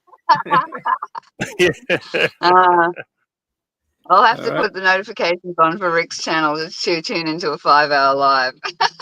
Oh yeah, for sure. Yeah, they just kind of go and go. That's what happens. Rick, when Rick starts ranting, the views go up. So everyone loves Rick's rants. So you can never get away from them.